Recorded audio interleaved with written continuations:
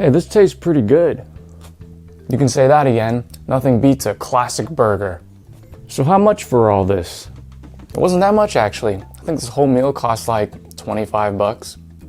No, I mean, how much for the business? You're asking how much it costs to buy the whole restaurant. How does my name burgers sound? How's it going, day ones? I am Nick Tom, and I envy celebrities that can seemingly slap their name on businesses, invest some money, and hope to make millions of dollars in return.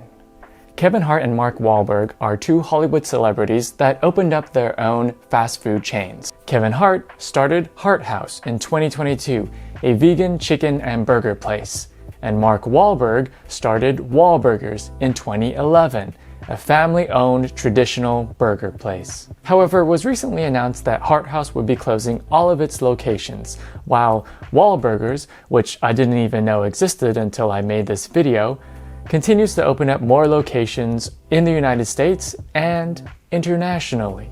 So, I am not a business expert, but I did study a related field in college. I have a bachelor's degree in sustainable development from Columbia University, which is the reason I'm interested in understanding how only one of these fast food chains was successful.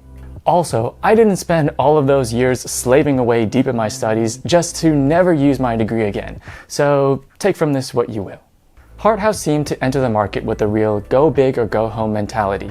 I first heard about it from a clip with Kevin Hart on the Late Late Show with James Corden, on which he was wearing a super dope green leather suit. We love a short king with style who is outspoken about sustainability. I couldn't find the whole episode online, but I believe Kevin Hart and James Corden then proceed to play this game of Truth or Eat, a spin on Truth or Dare, where the dare part is now to eat a food that is plant-based but designed to look and taste truly terrible.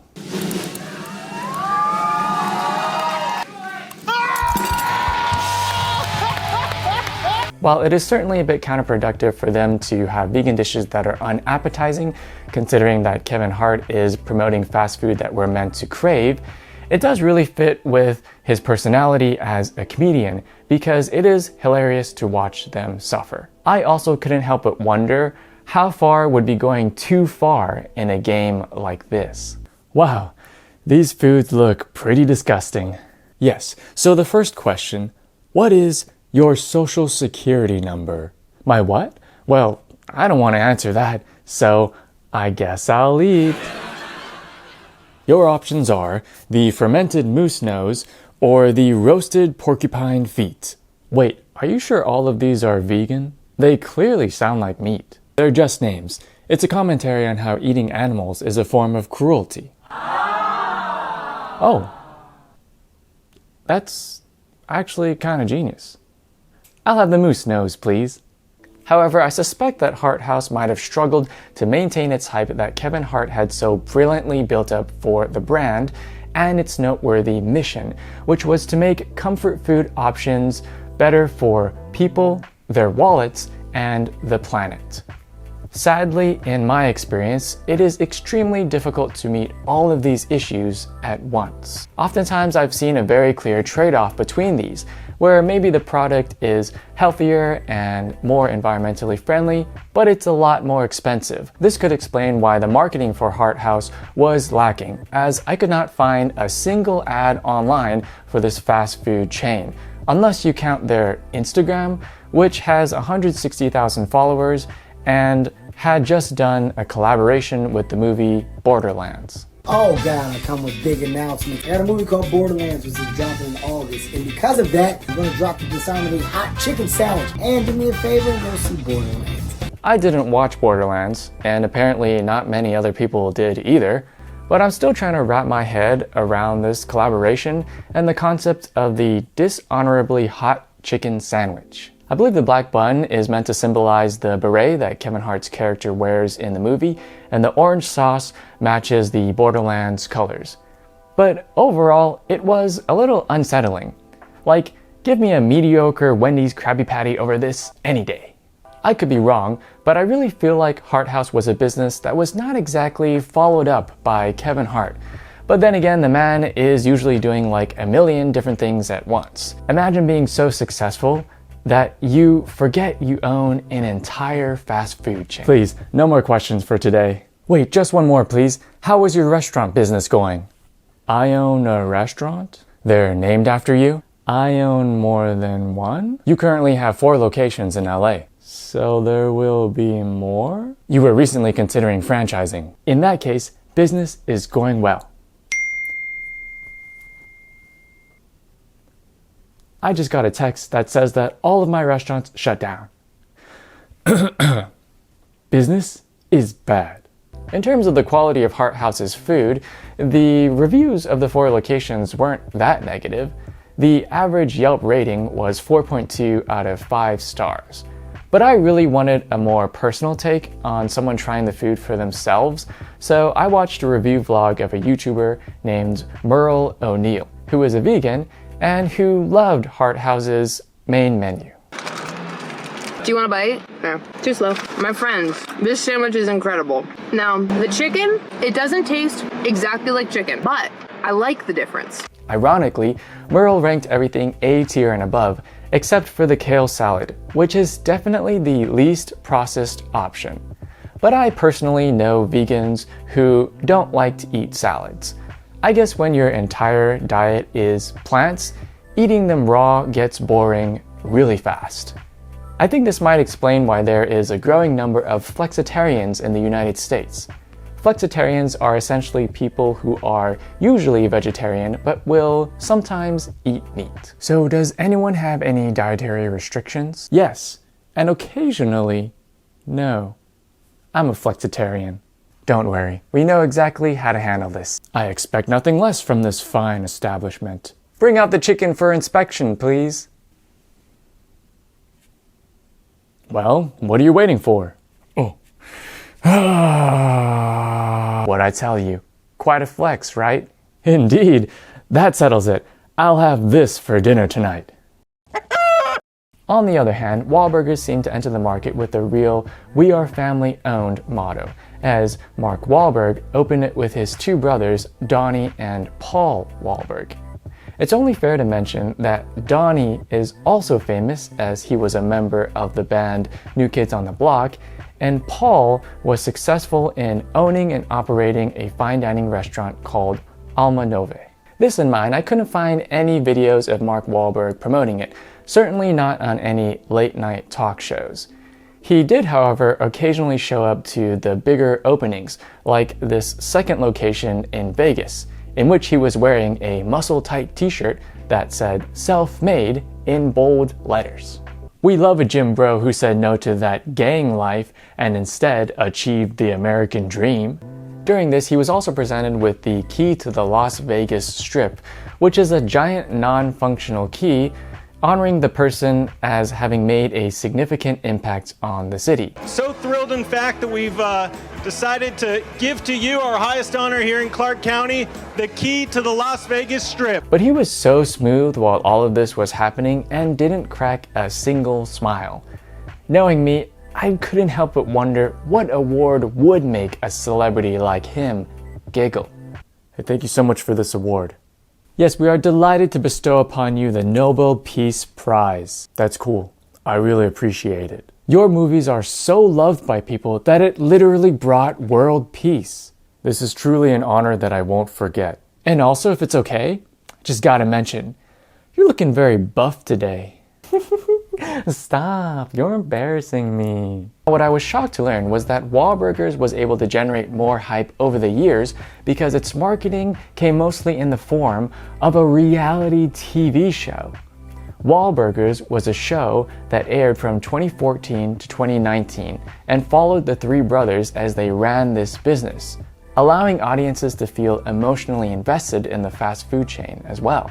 Maybe I've just been living under a rock this whole time because Wahlburgers ran for 10 seasons, a total of 95 episodes, and was even nominated for 2 Primetime Emmys for Outstanding Unstructured Reality Program, which is quite impressive. I didn't have time to watch a whole episode, mostly because I don't have cable, and hardly anyone else does these days either, so I wasn't able to stream A&E, But based on a sneak peek of the first episode, this show just has that American charm. That's the big thing. And we looked at these locations, we know what we're doing. We're trying to build a business and a franchise, not a sub shop in a corner of the neighborhood. My thoughts were I just couldn't see taking it out of Boston. It depicts this typical Boston family pursuing their dreams relating to Wahlburgers as they navigate personal matters, like honoring their mother's legacy. And suddenly it made sense to me why Wahlburgers was able to do so well.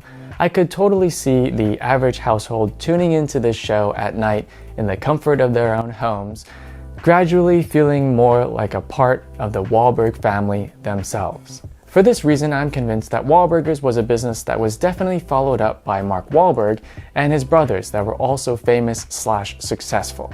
Imagine being in a family so well known that people think they know your childhood. Wait, who are you? Remember back when you were just a kid? Dude, I don't know you. You had a bad day at school and mom came and picked us all up? Again, we've never met. Then we went out and we got burgers. And it just made everything better. I'm just gonna leave. It actually makes me crave one right now.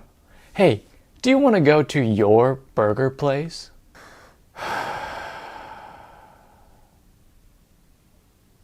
Okay. In terms of the quality of Wahlburgers food, there were too many locations to manually take the average Yelp rating. But according to Google's AI overview, it is 3.5 out of 5 stars, which is surprisingly low compared to what we've seen thus far. This is probably why I couldn't find many review vlogs of the food on YouTube. There is this one by Bob Dingo, who is Australian and decided to give Wahlburgers a try while visiting Vegas. All right, this is for you, Hollywood. Okay, I'm picking up a lot of pickle in that. I like pickles, otherwise not huge on the flavor. He quickly concluded that the burger was flavorless, and his mom said it reminded her of a Burger King burger. This led me to conclude that there was nothing special about it, and that the appeal was purely sentimental for fans of the Wahlbergs. We finally finished designing the recipe for your signature burger. Great. Now tell me, what is the recipe for the secret sauce? You're not gonna believe this. The recipe is ketchup and mustard. But those would just be in a regular burger, wouldn't they?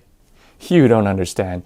We mix them both together into one sauce. So you're telling me the secret is that it's just like every other burger?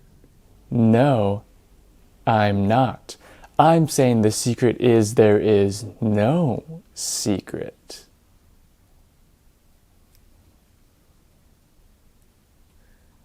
That's genius!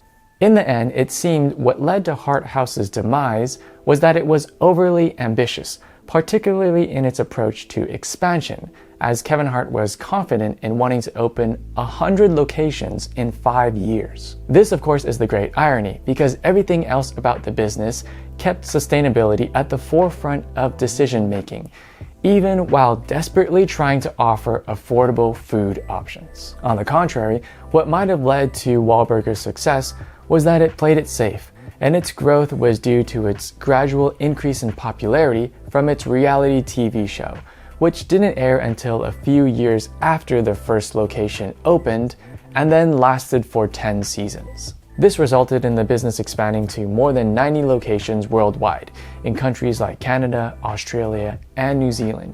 But this was 13 years in the making. I told you that burgers were a good business idea. Sure, but we really didn't do anything different. I know, right? That's the best part. We could have at least made them a little better.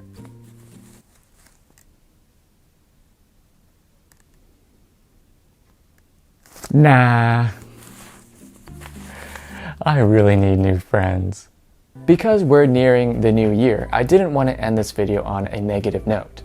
As I studied sustainability, I highly recommend considering making resolutions to eat more of a plant-based diet, because it really is better for you and the planet. So even if we live in a world where Hart House can't yet succeed and Wahlburgers thrives internationally, there are still alternatives out there to help you live a more sustainable lifestyle. Well, that's all I have for you all. I hope you enjoyed it. Don't forget to like and subscribe. If you haven't already, become a day one as I strive to someday be cast in a sitcom. Bye everyone. Happy holidays to you and your family of flexitarians. Ah!